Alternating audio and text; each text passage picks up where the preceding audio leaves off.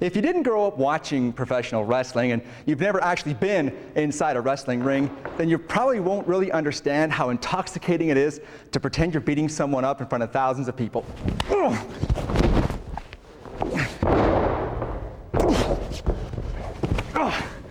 Heath Brown, CFCN Sports.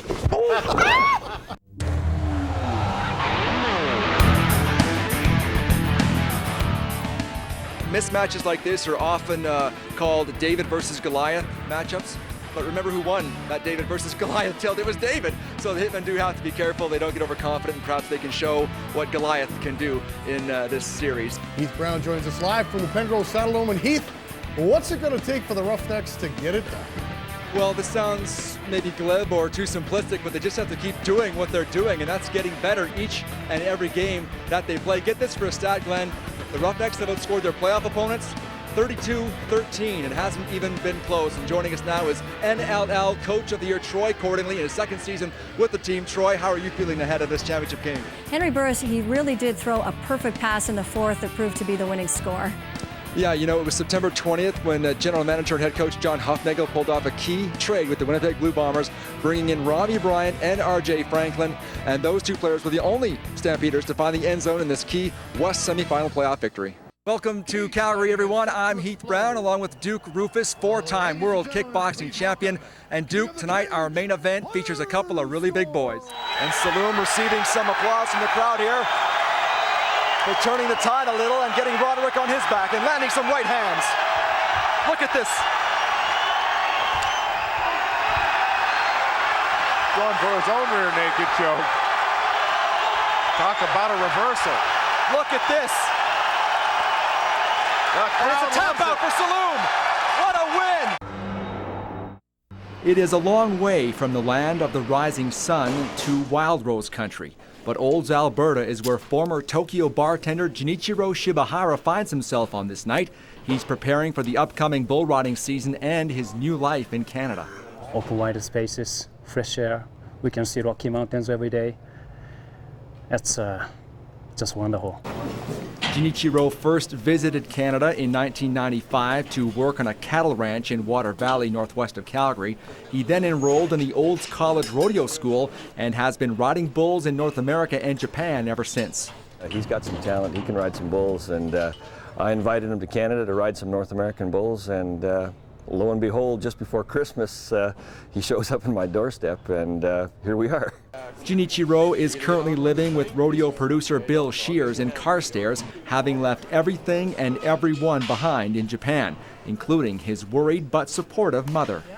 Mom, I just can't quit because this is what I want to, and I just love it, this sport. His preparation is like no other and includes reading poetry.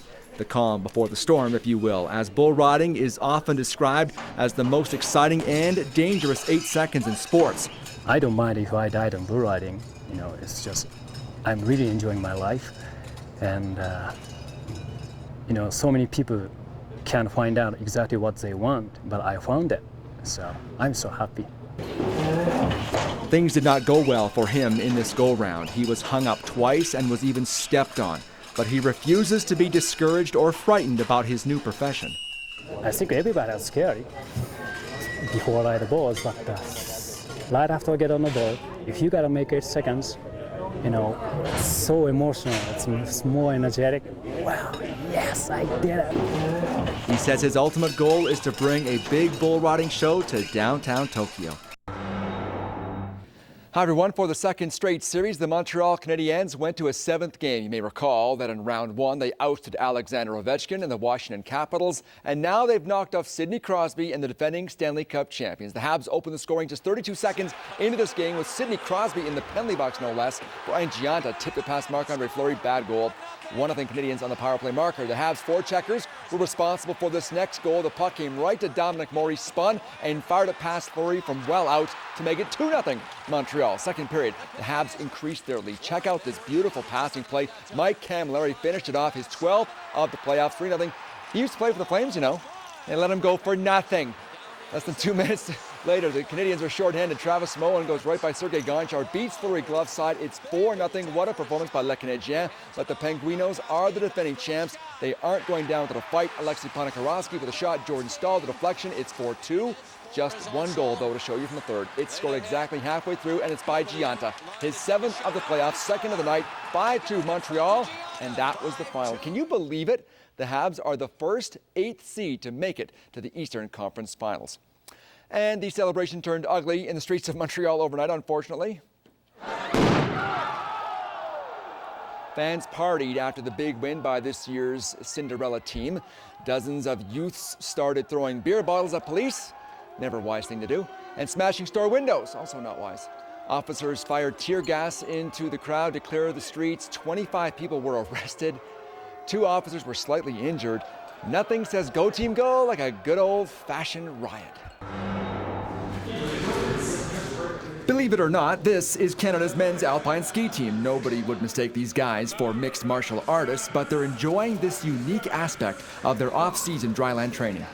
It's great cross training. It's sort of full body sport. You need good core strength, good flexibility and agility, and that's sort of all the stuff we need for skiing. For me, it's really good at releasing my hips. I've got pretty stiff hips, and with a lot of those kicks, you have no choice but to get into positions that push that limit. And already I can feel that my hips are quite a bit more flexible, and we've only done it 3 times, so I'm sure it'll help. The thing that you don't get with the traditional running and biking and everything is teamwork. We're team building with the trainers, with everybody, with the whole team. We're definitely segregated to the speed and the tech team all winter and everything, and now we're a big group. This is shift, kick, back. And they're being led by one of Canada's top MMA athletes, Nick Ring, star of the Ultimate Fighter reality TV show. Kick, shift. And he draws parallels now between his sport and skiing. I've never skied a day in my life, I'll just be honest, so I got nothing, guys, I got nothing. You're teaching maybe a regular person, somebody who's never done sports before. I mean, you have to keep reinforcing and reinforcing and reinforcing. But I mean, because these guys got the experience, I mean, it's very easy. They pick up details quickly, right? Yeah. The Canadian Cowboys, as the men's ski team is known, is full of competitive guys who like to win no matter what they're doing. And in something like this, it could be easy to see how tempers could accidentally flare. You see it as the class usually goes on. It starts escalating in between a bunch of guys that are competitive and are as close as we are. As soon as that starts escalating, the punches start getting harder, the kicks start getting harder, and there's a few whimpers at the end of the class.